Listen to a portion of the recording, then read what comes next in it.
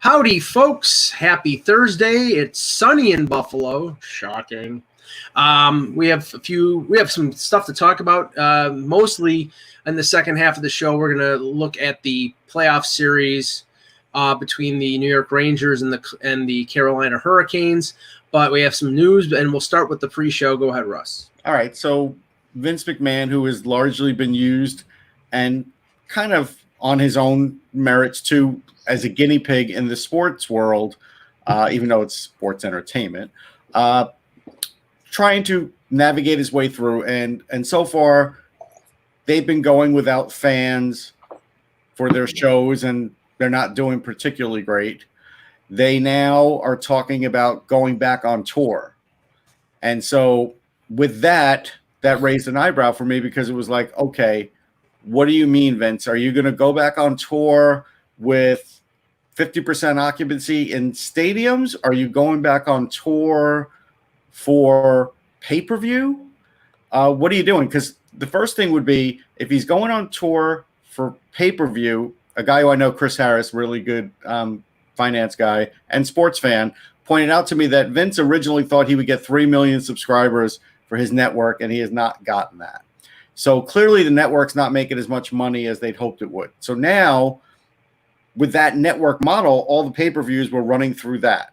But now they don't have fans to pay 60, 80, $100 a ticket. Right. So now it's like, maybe we need to go back on a tour and get some money, and then maybe they are going to try pay-per-view like the UFC. But the issue is, if I already subscribe to the WWE network, why would I keep subscribing? So it's a slippery slope. Plus, also with the COVID rise in a lot of parts of the country, the Northeast is going down and other parts are going up. And, that could change too since the protest. But for the moment, it is, I don't know how you plan a tour.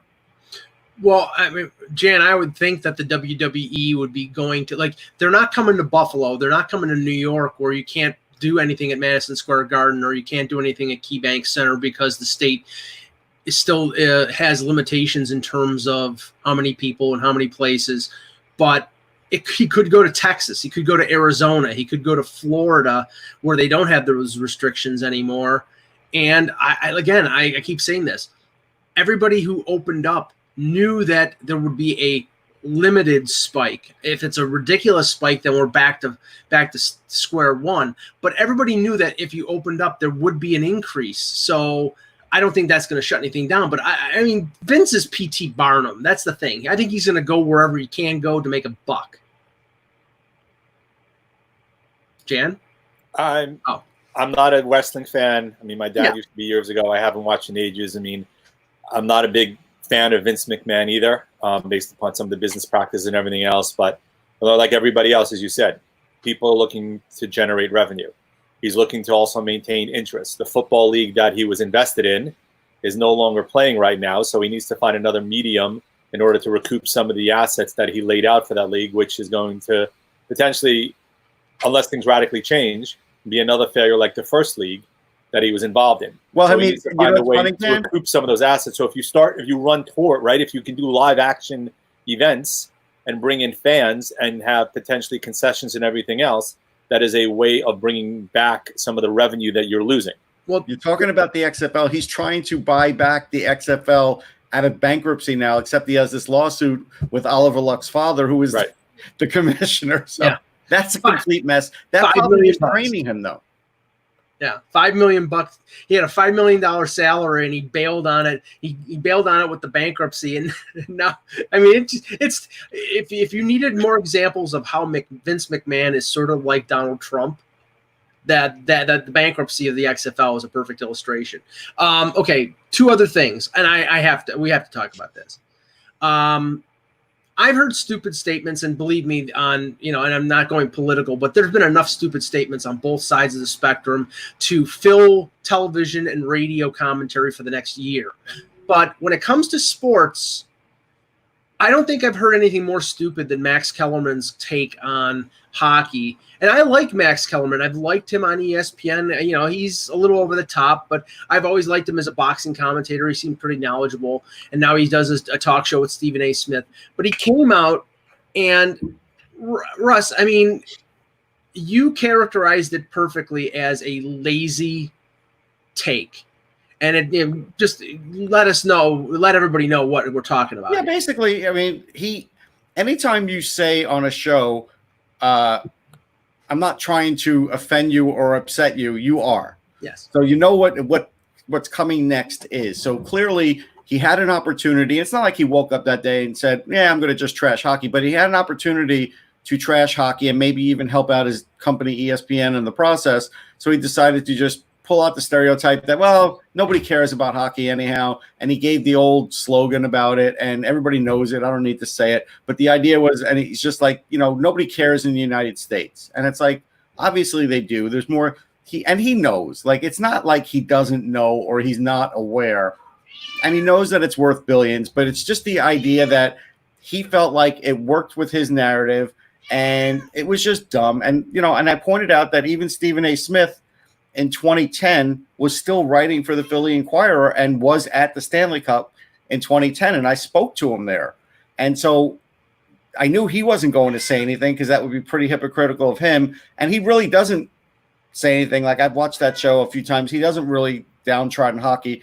I don't know why Kellerman wants to do it, did it, but he did. And it was just dumb. I said this to Russ before the show. I said, I somehow believe that ESPN not having a contract with the NHL contributed to his feeling of being free to say that, because if they did have a contract with the NHL, he would have gotten, I think, stomped on by some of the higher up muckety mucks in Bristol, because that's a product that they carry. And they may carry it next year when there's negotiations for a new TV deal, but I somehow get the feeling that contributed to his freedom to be able to say what he said. Possibly. I mean, look, there's no question that you would have in the back of your mind a little bit in terms of what the heads of the company would say if you're opening your mouth. But I mean, one thing you would also hope is that if he felt this way, honestly, that he wouldn't use that to prevent him from speaking his mind. Right. I mean, Kellerman is one who's always been willing to speak his mind. Granted, something that we haven't always agreed with him on, and clearly this is one situation where we don't agree with him. In my opinion, look, I like Kellerman. I personally think that his career never ended up in the place where we all thought it might end up initially, based upon where he was viewed years ago to where he ended up. Right. So, I mean, that to me is a factor. And honestly, look, he garnered a lot of interest in his comment from a sport that supposedly is not one of those four major sports. So he clearly got eyes and ears listening to what he said. Well, and that's the funny thing. And yeah, I think his career path was to be like the next Larry Merchant or the next Bert Sugar. And I said on Twitter, it's like, okay, he's playing himself as an expert, as a sports expert. He's an expert, must be on supposedly failing sports, because boxing is in the death rows because nobody watches it anymore. But this is the thing. I'd like somebody to tell me what the number 4 sport is. We know the NFL is number 1. We know that probably baseball is on a little bit of a decline and probably is tied with the NBA, and NBA is on the ascent because I think they cater to a younger demographic. Is UFC number 4? Is the MLS? Is not the MLS. I think you might be able to make an argument that soccer is pushing hockey and maybe even baseball at this point, but not the MLS. Right. It would be the bigger things like the Champions League, whatever those other things are. Right. You might find one of those that would push them. I mean, internationally, sure. I mean, the Premier League, and then when the World Cup comes around. But I'm talking about, like, in North America, the MLS is a fraction of what the NHL makes. I think the NHL is a $4 billion industry, and so it's not the UFC, it's not golf, it's not tennis, it's not MLS. What the frig is it? It's not the WNBA. Tell me what the number 4 is, Matt. I think there was a time it was NASCAR, but it's clearly not NASCAR now. No. I mean, maybe there is no more big 4. Maybe it is technically viewed as only a big 3. Well, maybe nobody says that, though. I don't buy that. Yeah, no, maybe, Jam. But the thing is, when you make $4 billion and you're in what, 23, 24 U.S. cities going on 25 next year, I consider that a major sport.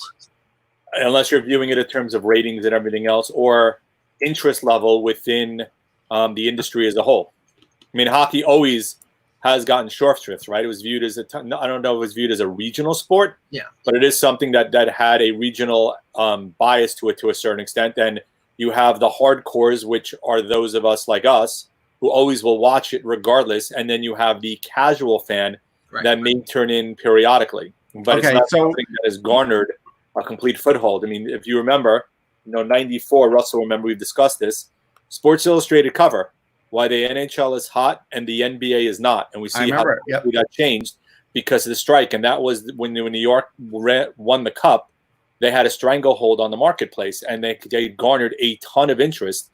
You saw what the reaction was when Messier brought the cup to the ESPYs and everything else. The NHL was the hot sport at the time, and then they went on strike. And all that momentum they built over those years was completely lost. Yeah, no question. I do remember. So here's a website called twosports.com. Now, we were right. It's NFL, then Major League Baseball, then the NBA, and the Premier League. So even though I got the name wrong, I knew what league it was, and Mike fixed it. Does make more than the NHL, but not really in the U.S. No. So really, when you're talking about the U.S., it's still hockey. And so at the end of the day, you do still say it that way. He just decided he didn't want to. Now, to me, the other thing is, and we talked about this last Friday, so Tony D'Angelo commented on it again and said this will be on his podcast. Now, he said he was going to have a podcast, and he mentioned it last Friday. He's threatening that one. We're almost a week now, and it hasn't happened. And I said I don't think the Rangers would be happy, but there's not much they could do at this point in time.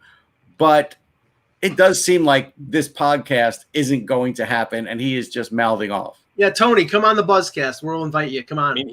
I mean, he has said that it will strictly to hockey. Again, believe what you want to believe. Right. I actually went to a signing with him in Lemieux at Mustang Harry's, where they both were extremely nice and got. Oh, they're good guys. I like the guys. Look, I put it in my blog, right? I'm not a fan of his beliefs at all time, but I do think the tweet that he came out with, regardless of he wrote it or PR department wrote it, hit a lot of the right tones and hit a lot of the right statements in the tweet that he sent out.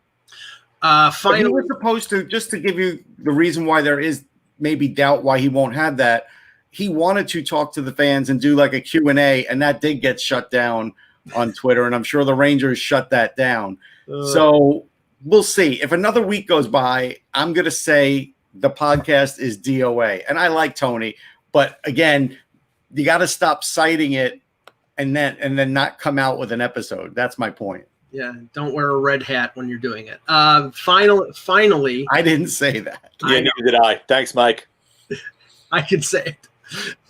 Finally, in the realm of the absurd, I don't know what the age of the person is, but a traveler on the highway traveling between Vermont and Massachusetts has been charged with simple assault for throwing out a rather large dill pickle out of the window. And then what did he strike an officer? He struck and hit him with the dill pickle, and now he's being charged with simple assault. I mean, first of all, he should be sued, because if you waste a good large dill pickle, that's a crime against humanity.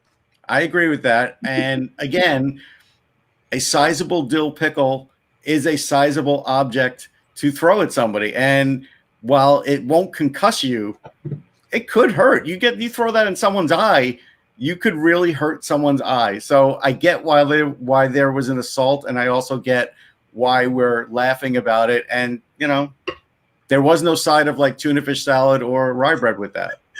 Just saying. Now the thing is, if it was one of those Clausen dill pickles, the ones that are good, then waste the whole bottle. Then he could have been concussed, because those are nice and fresh and crisp. One of those. No, to me, you can waste the Clausens. Yeah, one of those classic soggy dill pickles. That's like hitting somebody with a cushion. Anyway, okay. Hello, hockey world. Today is Thursday, June 4th, 2020. I'm Jan Levine. I'm Russ Cohen from Sportsology. And I'm Michael Lagello, and this is the Hockey Buzzcast here on HockeyBuzz.com. Well, we have some news today. We'll start with something that broke about an hour ago, and at first I read over the statement and I didn't exactly understand it, and then Ian Mendez broke it down. The Ottawa Senators, the Senators Foundation, which was run separately from the Ottawa Senators, released a statement, and I'll read the statement, not the whole thing, but just excerpts. It says, as a first priority, we will look to fulfill our current operational, legal, and charitable obligations through July 31st, 2020, after which we will focus on the foundation's future. In the meantime, we thank the Ottawa Senators for 22 years of partnership and generosity. What this is basically saying is the Sens Foundation is separating themselves from the Ottawa Senators. I don't know if there's anything I could come up with that is a bigger slap in the face to a franchise than the foundation that uses the franchise's name, saying you're so toxic that we want to have nothing to do with you. I mean, the way I take it is, for whatever reason, they don't feel like they have a future with the Sens, and that's where we're left to sort of speculate, but that's not good. I mean, it's just not good because right now it just doesn't look good, and nothing's going to make it look better. Like it right now, it's a shame, and the fact that they're waiting for their affiliation or whatever it is agreement to run out, it's odd. The whole thing's odd. Well, Jan, I mean, what we've seen out of Ottawa, I mean, starting with Eugene Melnick's comments, I think it was late in the 2018 season that he basically said he wasn't going to spend any money on the team until like the young players came around. Then he'd spend money on the future. But it was essentially, in not so many words, I'm not wasting my money on players that are eventually going to leave. Then they trade Carlson and Duchesne and a number of other players. And now, in the last year, the downtown stadium is pretty much a dead on arrival. Now this, I've been saying for 2 years, I think this team is leaving Ottawa. And to me, this is another indicator they're leaving Ottawa. Yeah, I mean, you've had that view for a while in terms of them moving on. I don't think we have anything specifically tangible to tie it to. I do think that. No, it's just a feeling. I don't have. I know, I get it. I completely understand it. I mean, look, Ottawa the last several years have become even more of a laughing stock, I guess is the way to refer to it. But the one thing you can say, you look at a lot of the trades they made, they have 7 picks in the first 2 rounds this year. Mm-hmm. They got Tkachuk a couple of years ago. They've made some fairly good trades. They're clearly have a ton of room still to grow on that team and a ton of areas of need on that team. But they are a team where you look like they may have a semblance of a plan in terms of what they're looking to build there by focusing around the draft. Now, part of that gets into what you said is Melnick is not paying guys who want to leave, right? So if you get all these young guys and hit on a handful of them on their ELCs, Melnick isn't laying out a ton of money. Right. But Ottawa as a whole, I mean, you think back to when they beat the Rangers in the playoffs and how much has transpired ever since then, and it's almost like night and day with that franchise. Mm-hmm. Well, here's what I found by looking on Dun & Bradstreet. So there are agreements with Capital Sports Entertainment, Inc. The interesting thing about this is Capital Sports Entertainment, Inc. has 2 total employees. Is one of them Eugene Melnick? It doesn't say, but it says it generates $329,396 in sales. And there are 2 companies. So 2 companies, 2 employees. I mean, this is I said this. I was talking over with a friend about this, and I said the best thing about this franchise right now is the talent that's on the ice. I mean, they're going to have 2 top 5 picks in this upcoming draft. They've drafted well. They have not only a star defenseman like a Thomas Chabot, but they have, I think, a good layer of secondary talent, whether it be Batherson or Formanton. They have spent money on the guys that were future guys. They signed Chabot as to an 8-year max, $8 million contract. They signed Colin White to a long-term deal. So they're doing the right things there. It's just a disaster in every other aspect of the organization. Other than scouting, the GM, Pierre Dorian, I think DJ Smith has done a good job, and the players, the rest of the team, the ownership, the PR, has been an unmitigated disaster. And people in the chat were saying, like, it would be no necessary need to shift a team out of the Atlantic Division if they move from Ottawa to Quebec City. And I think that's where it's going. Now, do I have any evidence of that? No, but it makes too much sense.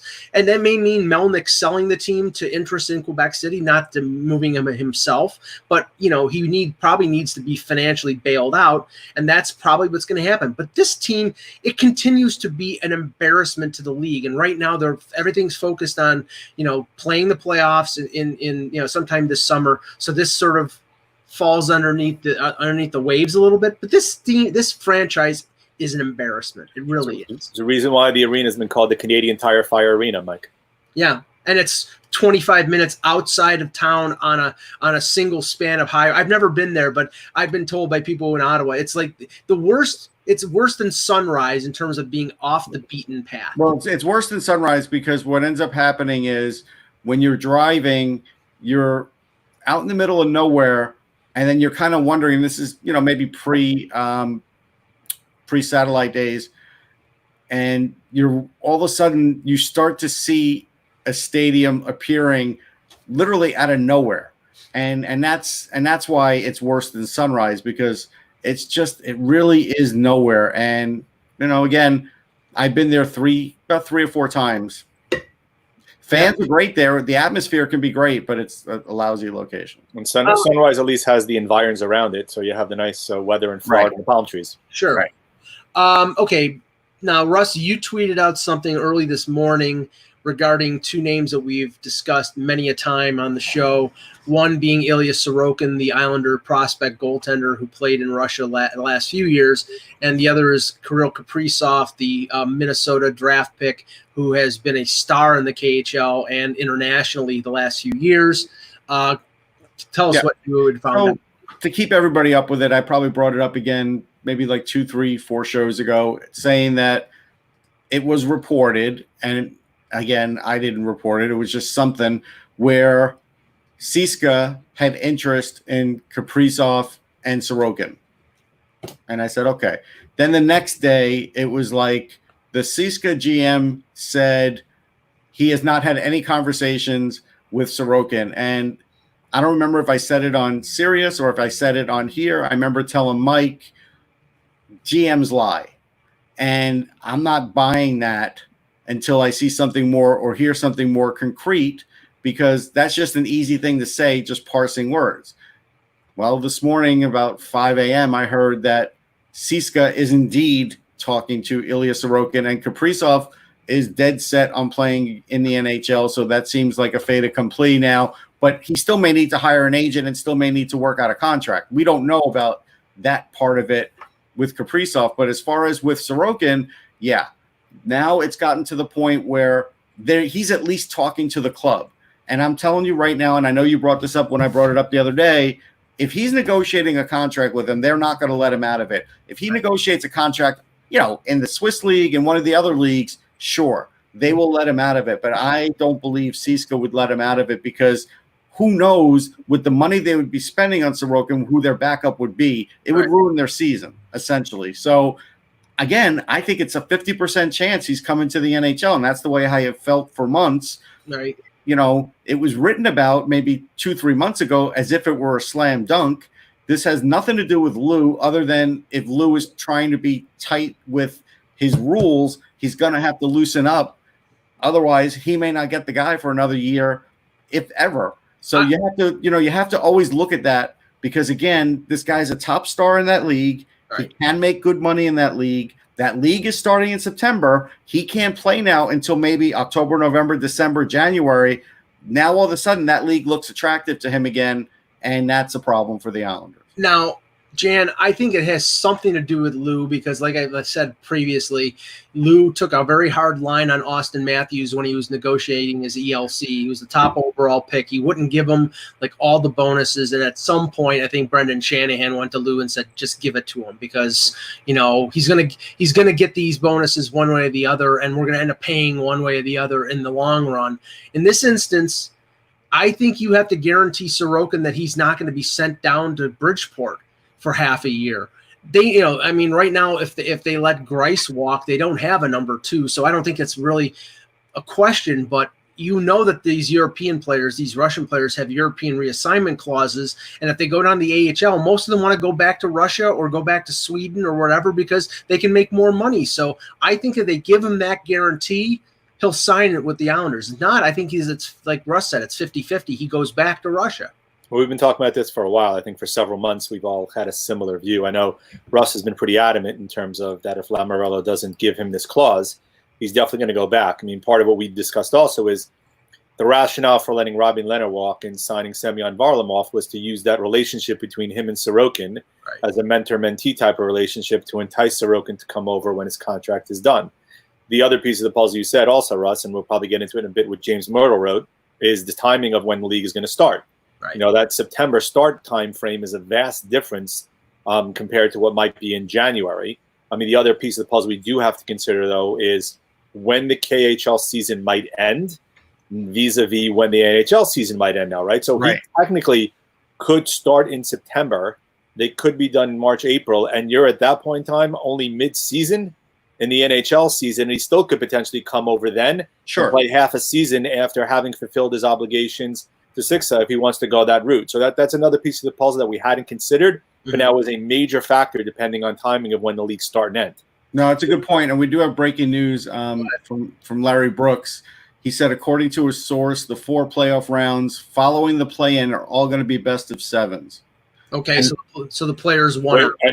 And one more. The NHL playoffs will not be bracketed, but reseeded after each round. So the NA. So can I give myself a self pat on that one? Sure. I've been saying this for how long? And you know what? Last Friday, when Kevin was on the show, he basically said the NHL didn't really feel strongly either way about these. So in a way, they gave to the players what they wanted. The players, I'm assuming that means the play-in round is still best of 5. But at that point, then it's a normal playoff, which best 4 out of 7 for the round of 16 going all the way to the Stanley Cup Finals. Then I think there's less of a chance of an asterisk based on, well, you didn't win as many games. No, you won the 16 games. Still going to be an asterisk. Like I know, but people, the people who want to bring it up that way will bring it up that way. I personally don't think it all should be 7, only because I am worried about completion. That's my worry. When everything is a 7, I worry about all of this getting completed. That's, to me, otherwise I'm fine with 7, but I would rather the others be 5 until the conference final because of getting it done. Getting it done sounds easy to all of us, but we all know things could happen to interrupt it, and that could be a problem. But are we going to have to start talking about the Carey Price effect now since it's best of 5? No, put that puppy to bed. Yeah, I mean, I'm being sarcastic on purpose. Montreal sucks. They're not that good. I don't think it was ever a factor. Carey Price has never scared anybody yet in the playoffs, as far as I could tell. He scared Chris Kreider. That's why he attacked him.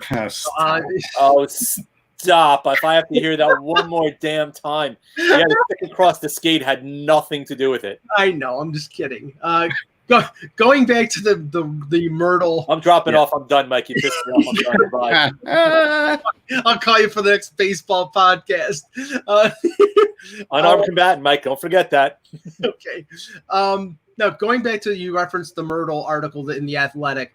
I'm not sure. I'm sorry. I understand he references that some media consultants are telling Bettman that they would get more in terms of a broadcast rights if the NHL has moved the season permanently to maybe a December or January start. I'm sorry. There are reasons why the NHL doesn't want to play hockey in June and July. I mean, talk about, the quality of the ice and the quality of the play in the playoffs. That is a main consideration. I don't see this being a permanent thing where they're going to play an 82 game. This is what he's basically saying. They're going to play an 82 game season starting on January 1st, and they're going to play through till probably late July and August. Now that might be what the 2021 season is, but permanently, I don't think so. I can't. I do think there's a chance that if next season starts in November, and they that they're going to continue with the November starts from then on forward. Well, November is different than January. No, I know. January they won't.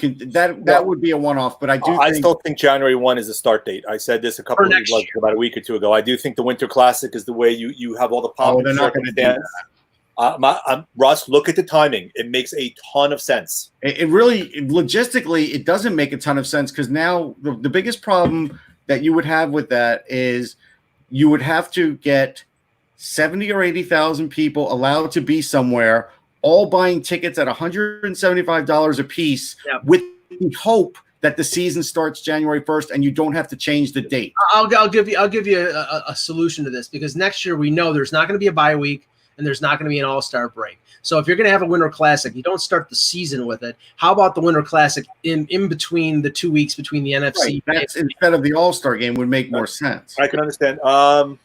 Maybe. But again, you don't have to have, again, I'm talking about it just from eyes on the sport on a national platform on NBC. Right. Even if the stands aren't filled, you open with a big pomp and circumstance event, quote unquote, and broadcast it on NBC as your initial start point for the season. That's the point I'm making, not necessarily the number of fans in the stands. No, I get that, but the model of the Winter Classic is a spectacle to make a lot of money. And because it costs $1 million just to bring that machine out and run it and build the rink, if you're not getting gate revenue from that, NBC's not paying you extra for that. But again, they haven't canceled it yet, so all bets are off as it comes to that. Yeah, and Funky in the chat saying 48 game season. I'm telling you, it's going to be a full season next year. We'll see. The NHL absolutely will not play one less game because they need to make the revenue on an 82 game season. That's why if they have to, they're going to play into July and into August. Now, I saw something, I don't know who reported it, but I think it may have been Renaud Lavoie, but that the tentative date for a potential Game 7 of a Stanley Cup final would be October 8th. So that means the playoffs start in early August. Mm-hmm. I know the NBA said that the final game of their playoffs would be October 12th. That would mean 2 months off, probably training camp, 2 months off for the draft and free agency. The training camps opening early to mid-December, and then the season starting January 1st. I mean, this is a new landscape. I mean, but let's just say this. They're not going to start unless it's an 82-game season, and they're not going to start with – also, so I think the NBA is starting July 31st. Yeah. They've set a August 25th draft lottery and an October 15th draft. Yep. So it's – the NHL's draft will be in October, too. They just haven't set a date. Yeah, and it'll probably still be a virtual draft. I can't see them having a – maybe not. You never know. But most likely it'll be some sort of virtual draft. But again, just getting with next season, I think they would move the date for the Winter Classic if it was going to be a delayed season. I think their plan, and the reason they haven't moved the date, is because they plan on starting in November. That's why. Because otherwise, again, having a Winter Classic just as a TV event is too costly for the league. They will lose money on that. Yeah. All right, let's talk. Let's use the second half of the show to discuss the upcoming series between the Carolina Hurricanes and the New York Rangers. Now, we talked about the series between Montreal and the Islanders, and Montreal and the Penguins. Montreal and the Penguins, excuse me. Montreal and the Penguins, and I didn't see any way that the Habs win more than a game and I know, Jan, you agreed. You said that they would win a game in a best of 3 or 5 or best 4 or 7. I think it's going to be best 3 or 5, and I can't see. Price can steal a game. I don't think he can steal a series. We talked about the Sabres yesterday. We're going to talk about the non-playoff teams in between some of the playoff series. Today we talk about the Hurricanes and the Rangers. And to me, I don't think it will be an upset if the Rangers beat the Hurricanes, simply because the Rangers in regular season play have always had their way with the Hurricanes. Now, I think the Hurricanes are a good team. I think they have talent. I think they have some major holes. And I mean, I'm not going to make my prediction right off, but I want to go into comparing and contrasting certain areas of these teams. I mean, right now, there's no bigger differentiation, Russ, between the quality and depth of the Rangers goaltending and the lack of such with the Hurricanes. Yeah, I mean, the Hurricanes goaltending doesn't come close, but That's not to say if they don't get NHL average goaltending or slightly above that they can't win the series, because they can. Mm-hmm. If they get below average goaltending, that is going to be a problem. You know, looking at like stats, Rangers have the 5th best offense, Carolina 15th. Okay, that looks bad, but we also have to remember Carolina can suffocate an opponent. And a good example of that was when David Ayres was in net, and they did suffocate their opponent and won that game for David Ayres because they made sure no pucks went through. I know Mike is ignoring the fact that I'm talking about David Ayres, but that's okay. It proves my point that Carolina can play defense, and their defense is much better than the Rangers. It's night and day. Had more to do with the team that couldn't get a shot on goal, but go ahead. But they did, Mike, you have to admit, they were making sure no shots were going to go through, and they did their best on that. They did a good job. They're not going to play quite like that with the Rangers, but I do believe they would play physical, and I do believe they would try and suffocate them to some degree. Right. Yeah, someone like Panarin would scare them, there's no question, but the Rangers, after, you know, their top 3 defensemen, it gets a little scary too. So I do think this series still goes 7, and I do think it depends a lot on who the Rangers use in net. 5, sorry, yeah. And I do think it depends on who they use in net.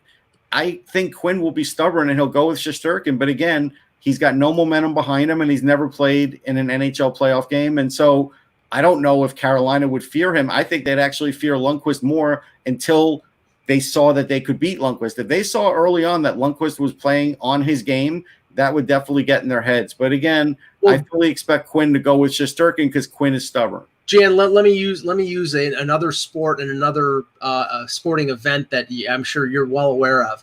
Do you think there's a possibility that, and remember in Super Bowl III, the Colts pulled Earl Morrall and put in the old grizzled Johnny Unitas? Do you think if they start Shesterkin in the series and he loses the first game, that Quinn goes to Lundqvist? So, interesting analogy. I will say that Shula waited too long to pull Morrall to pull Unitas in that game. And the Jets benefited, as Russ can also attest, from several fairly good bounces, resulting in certain picks and a wide open Jimmy Orr that was missed, but we're not talking football here. So I do, my opinion, look, in terms of talent-wise right now, Shesterkin is probably much more talented than Lundqvist, especially as it relates to reaction time, right? That's the thing that's gone. That quick reaction, because that's what Lundqvist prided himself on, has diminished somewhat due to age, and he's no longer has those quick reflexes that he once had. Maybe he's a millisecond or two off, which is sufficient enough in the NHL. I don't know what direction Quinn's going to go, and I know Russ refers to him as stubborn. I'm not sure if I necessarily share that opinion, but I do agree that Lundqvist, from a historical perspective, is in Carolina's head. He always has been. He may always will be. What could end up happening is if they do go to Lundqvist for game 1, which I think is a fairly decent possibility, if Carolina beats him, then he goes to Shesterkin. But he sets himself up for criticism, honestly, either way that they go, if they end up losing, right? He's kind of almost in a no-win situation unless they win, because if they lose, if he went to Lundqvist and he lost game 1 and they lost the series, he's at fault. If they go to Shesterkin and he loses game 1 and they go back to Lundqvist, he's at fault. So he needs to go by, he needs to go by what he feels in his gut is the right move to make and not worry about the ramifications therein. The issue here is also there is that other issue where if they do go with Lundqvist and he plays lights out, you can't take him out. Correct. And so then you could, you know, two rounds down the line be upset if Lundqvist all of a sudden starts losing steam. So that is the other part. But again, I still think there is a mental advantage to starting Lundqvist game 1. I do, but I don't think it will happen. I don't think we'll see it. I think the only thing that's safe is I don't think we're going to see Georgiev unless there's injuries, because he has no playoff experience. He doesn't even have KHL playoff experience, and I wouldn't throw him in there now, even if you want there to be a tandem in the playoffs and not play Lundqvist at all. And the reason I call Quinn stubborn, it's regarding the goalies, because he was stubborn with Lundqvist this year. There's no question about it. So the one thing I will say is, you know, when it comes to the goaltending, right? Let me win 2 rounds, and then I'll worry about whether or not he made the right call on Lundqvist, and then I'll let him make the change. Let's put it that way. Yeah, I'll be more than happy to go 2 rounds and have Lundqvist move game 1, and they need to take him out. The thing, Mike, I think that you both talked about, and so did Russ, is the vast differences on defense for Carolina. The interesting part is if you look back, like let's say beginning of March to now, a very good Carolina defense is basically going to have a 50% turnover from where they were March 1st, right? They added Brady Shea. Shea is definitely going to be in the top 6.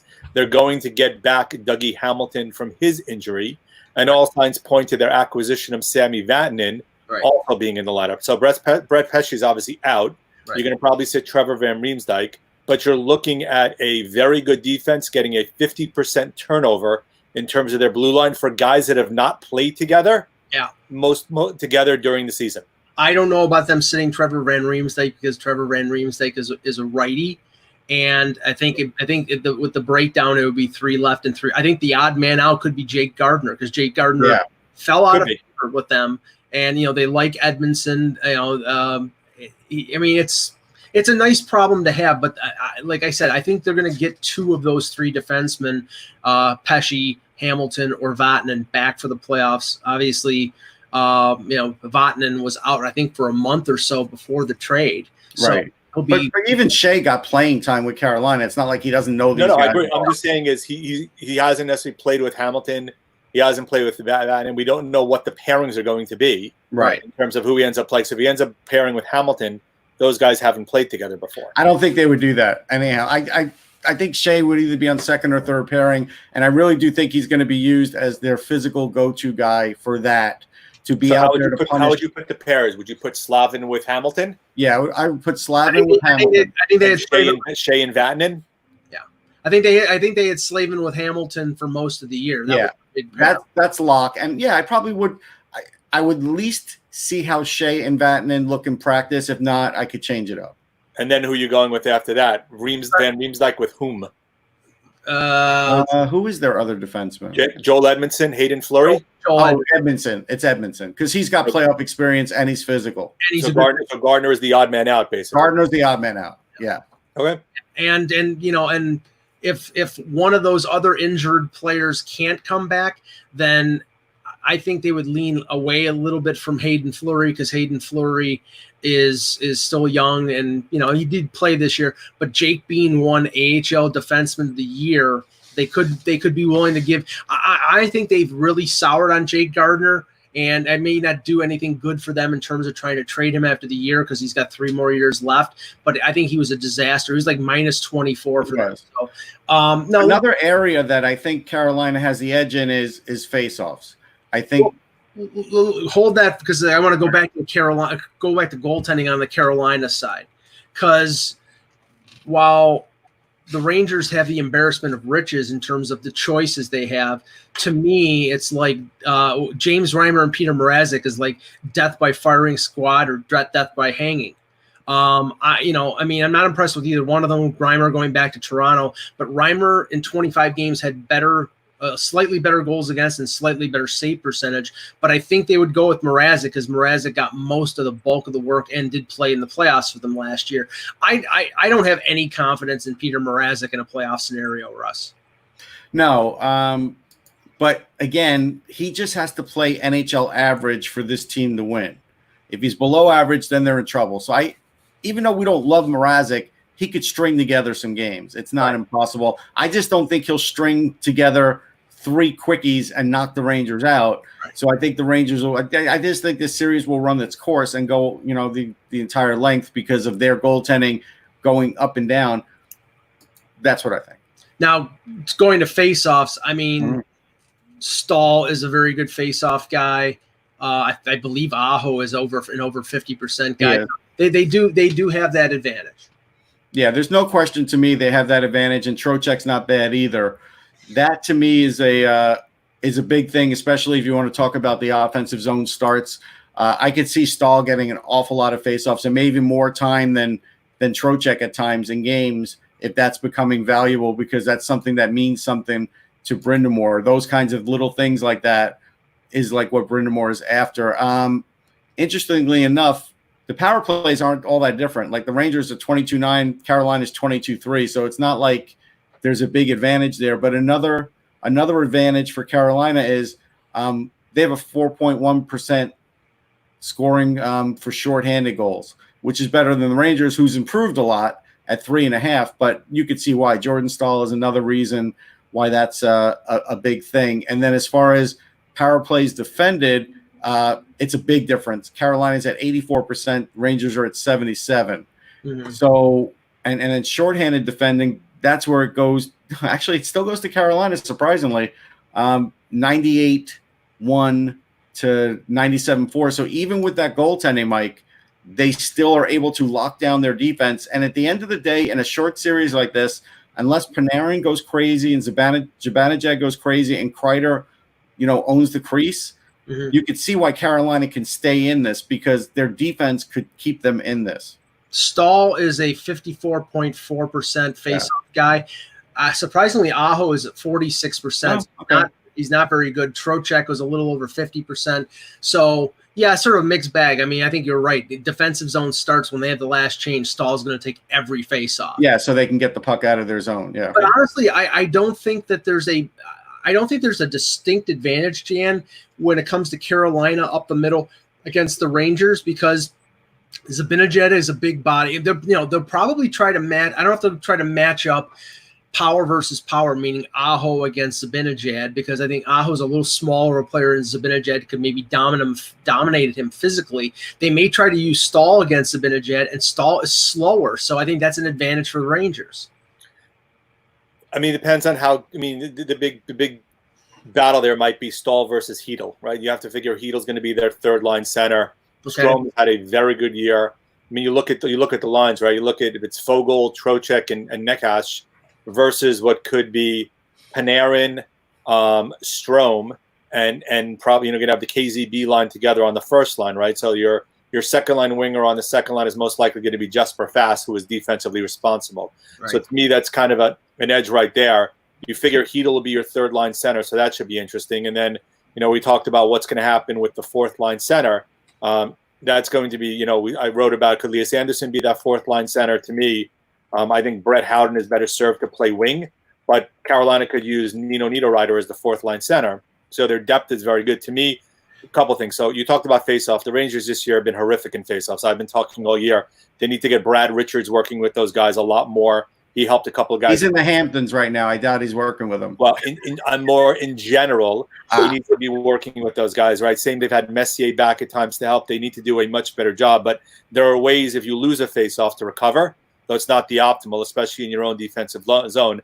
The other piece of the puzzle, which is to me is an X factor for Carolina, is of course Justin Williams, right? Williams has a history of coming up big in big games, right? And when you're talking here, you're looking at a shortened series. Right. He's one of those guys. It's a proven playoff commodity that's shown that he has the ability to score big goals, regardless. And also, the break for him, especially given that the fact he's a bit older than a lot of the guys on that team and has a lot of wear and tear on the tires, benefits him because of the fact he gets to be fully refreshed, stepping in at least to the first round of the playoffs. I think maybe that might be a little overstated because he sat out for the first half of the year. Right. Yeah, so I mean, here's how the other stats play out, Mike. So it turns out Carolina's at 50.5 as a team faceoff percentage, and the Rangers are at 46 and change. But again, they could raise that percentage by using Staal and Trocheck a lot if that's who they feel like using for their key faceoff guys, because we know Staal can be a shark. And then also the other stat is the Rangers are averaging 11.1 PIMs per game, where Carolina is only averaging 8.6. Now, if you want to give a few of those to Brady Shea, fine. But this is the difference between Brind'Amour and Quinn. Quinn plays it a little more wide open. When guys get beat, they drag guys down. Where Brind'Amour really, he kills his guys for taking dumb penalties. And that's why a guy like Hayden Fleury probably doesn't see the ice unless there's an injury, because Edmonton doesn't take bad penalties. I mean, we've all seen him play his entire career. So, this is where the battle does lie, and the Rangers have to get above average goaltending to win. They do. Just average goaltending isn't going to do it for them. Yeah. Okay, so go ahead. So defensively, look, a couple of interesting things. Defensively, my opinion, you and Russ, you and I have talked about Brady Shea a lot, right? A lot of talent. Didn't necessarily show it on the ice and made lots and lots of mistakes over the year. Now, while Brendan Smith doesn't have the foot speed maybe that Shea does, and Trouba's faster than he's given credit for, but not a speed demon. Mm-hmm. Those two are a physical defensive pairing that most likely is going to be your 1A or 1B, depending on where you have Fox and Lindgren slotted in, right? And Rangers got better as the season wore on with Fox and Lindgren as a pairing. Right. Then when Smith ended up moving from forward to play defense alongside Trouba, right? And then you have Stahl and D'Angelo, who, as much as people have ripped Stahl, and I know the advanced metrics aren't still fully kind to him, in my opinion, he's had a pretty darn good year, especially as a third pairing blue liner. It's been decent. It's been decent. You know what the problem is with him, Jan? There are definitely times where you don't notice him and he does a good job. And the problem is if he gets pinned in his end of the ice for more than 30 seconds, he then becomes a pylon. That's the problem. Right. But he allows D'Angelo to roam a little bit, which plays to D'Angelo's game, especially offensively, where you look to generate offense from your defense. Yeah, strategically, it's not a perfect pairing in terms of the fact that they don't make mistakes, but you have one veteran guy staying back and minding the store, and you've got the young guy with the speed and the offensive creativity jumping up in the play. He just has to make sure D'Angelo, that he doesn't get caught, because you do see he's pretty good at not getting caught. He's been good, and he has a little bit of a physical side too. But again, Carolina's got more size and more physicality now with Shea and Edmondson. Those are two guys that could really, on two different pairings, could really beat up your forwards. And I think that is something that the Rangers can't really combat. I don't view Shea as a real physical blue liner by comparison. Who? I don't view Shea as a real physical blue liner. No, but he can be. But I don't view him as that type. He's not known for being that type. In my opinion, D'Angelo is a lot more physical at times than Shea is. If you look at some of the stats, it's going to be weird though for Shea going against the team and the teammates that he played his entire career with. Now, the revenge factor. There's a huge revenge factor there for him. Now, okay, if I was going to pick a key player, and obviously, if you're gonna look at Carolina is again, Aho is the key player. Well, Aho is their leading scorer. Of course, he's their key player. But if there's somebody a little less down in the lineup that you think could be a difference maker, I would say again, he's the second leading scorer on the team, but he's only 20 years old. I think Andrei Svechnikov will be a big key for Carolina simply because he's got the ability at times, because of his size and his tools, to dominate games. So I think on the Carolina side, he is a real key performer. What do you guys think other than Svechnikov on Carolina? Well, I would say if you see Svechnikov in open ice, it's a scary proposition, because then you really don't know what he's going to do. But honestly, I worry about Teravainen, because he has all around, he is tremendous. Like, he's just turned into such a good player, and he could really hurt you. What if all of a sudden, Net just gets hot? That's also another big problem for the Rangers then. And we know Justin Williams could be laying in the weeds and still get game-winning goals. So I think even though their goal scoring is not great, there is still a potential upside for them to get it. And I think they would have to get it from their defense getting the puck and getting it up to there and getting it up the ice quickly. So if they win the defensive battles, I think it will help fuel some offense, but then it's up to the Rangers goaltending to prevent it.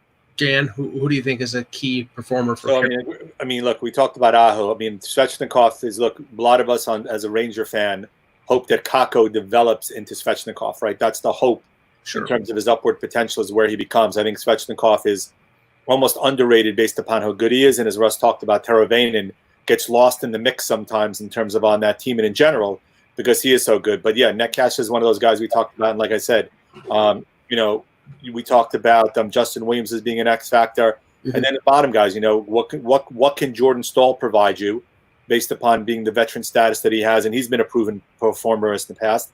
And Ryan Dzingel is a guy who's put together hot streaks, right? If he gets hot for a week or a week and a half, right, he can help lead a team to pass the. He can lead Carolina past the Rangers because of the fact that he's had these, not necessarily with Carolina, with Ottawa already had that hot stretch for about half a season where he was scoring way above his expected rate.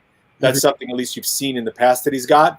The other guys don't scare me as much, but Trocheck is a guy who didn't do a lot. He was, before he got hurt, right?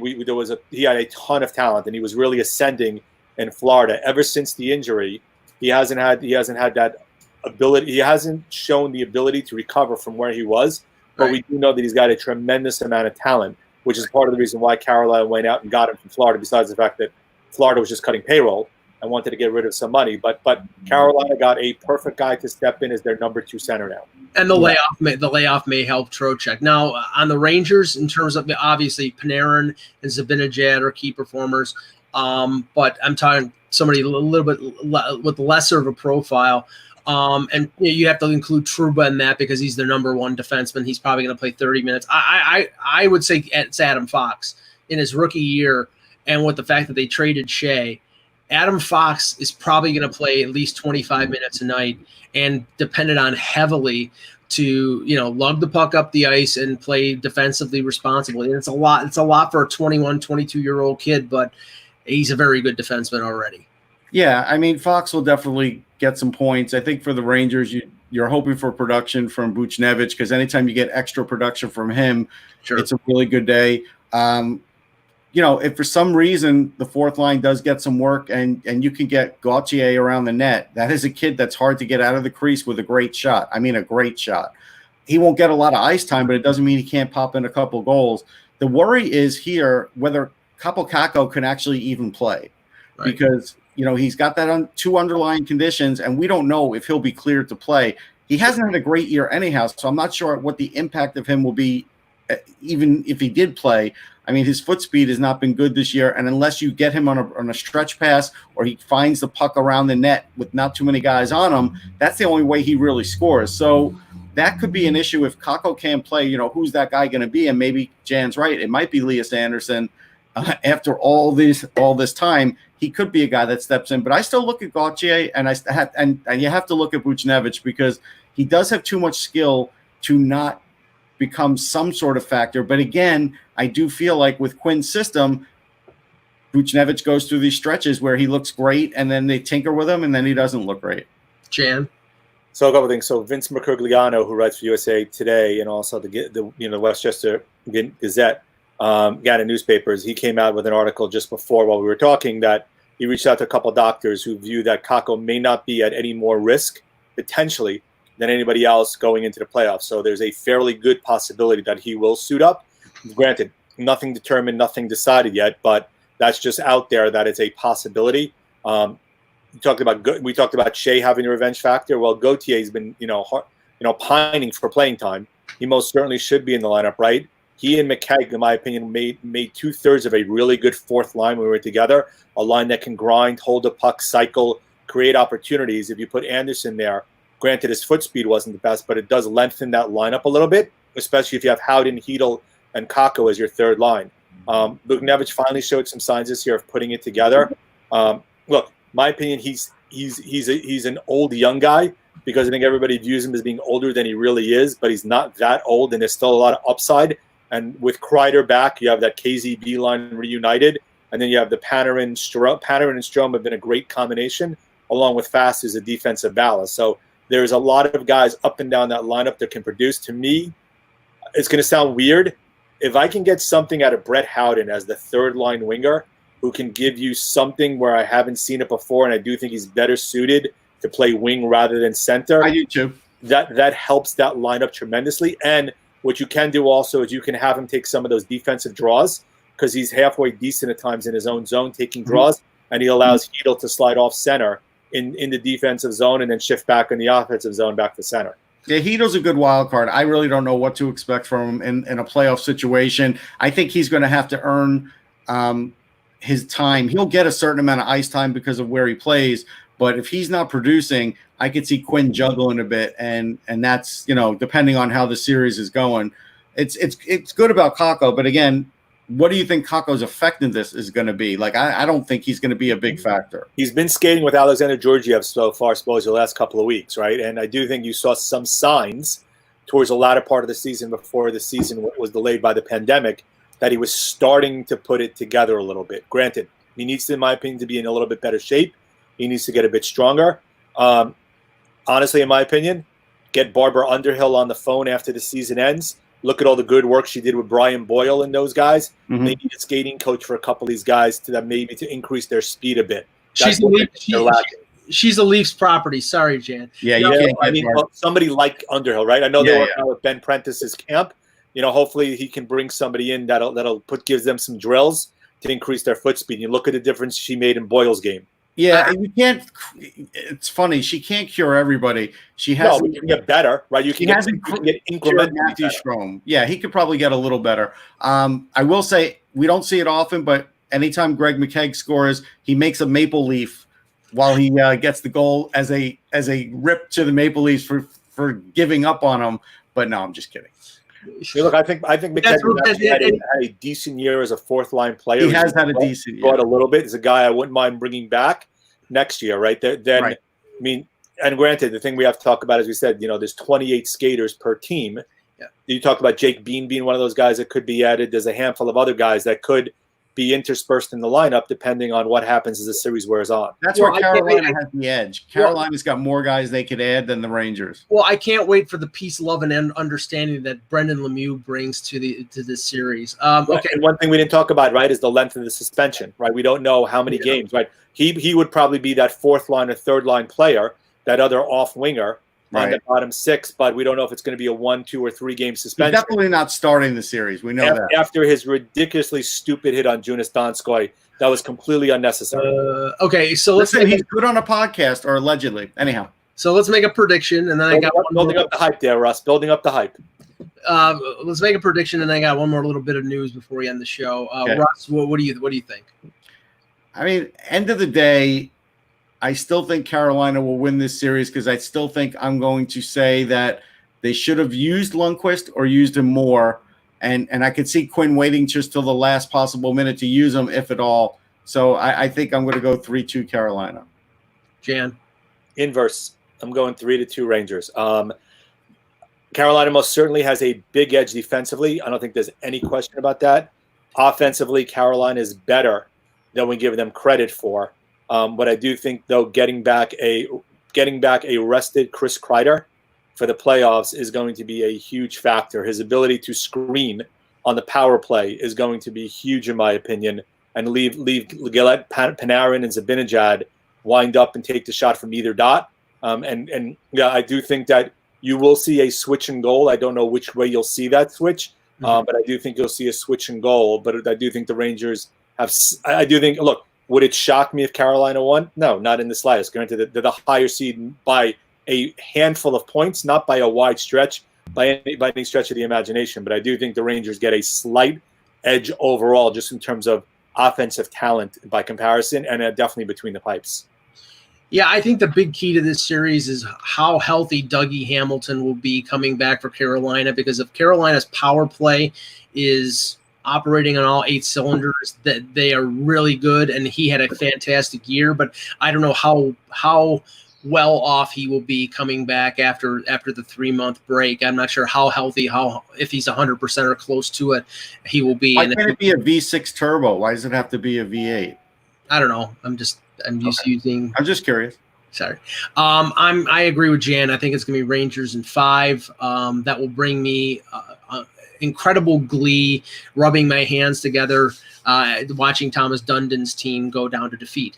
Now, one little bit of news here. Chris Johnston tweeted out regarding the top 4 teams, the top 4 seeds in the upcoming 24 team playoff. It is going to be determined of 3-game round robin of the 4 teams with regular season points percentage serving as the tiebreaker.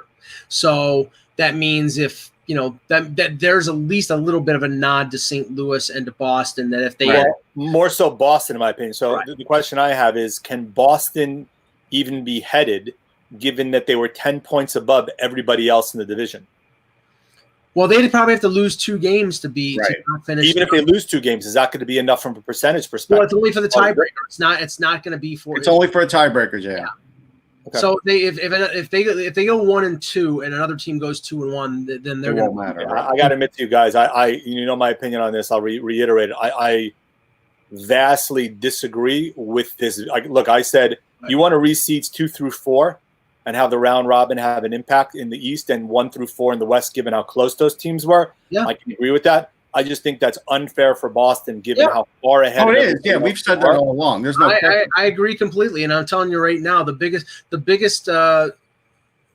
rooter for the Philadelphia Flyers winning all 3 of the round robin games will be the Toronto Maple Leafs, so they don't have to face the Bruins if they win their first round series. Because if Boston wins the top seed and then Toronto beats Columbus, they'll play Boston. And I wouldn't bet that if I were anybody on the Leafs that the Flyers are going to win all 3, though. No, I'm not saying that either. I'm just saying they're rooting for it. So, but is it going to happen? No, I think, who knows? I mean, but I don't know whether I've heard reports of them having a couple exhibition games before they go into two games potentially is what I had heard, something along those lines. Obviously, it would not be against teams that you're going to play first round. So these will basically be games at half speed that nobody will care about. Preseason. And that everybody will just hope that they don't have any injuries. But Yep. All right, we will be back tomorrow with Kevin Allen, and X should be back. For Jan Levine, for Russ Cohen, I'm Michael Agello. Thanks for watching, and remember, without the buzz, it's just hockey.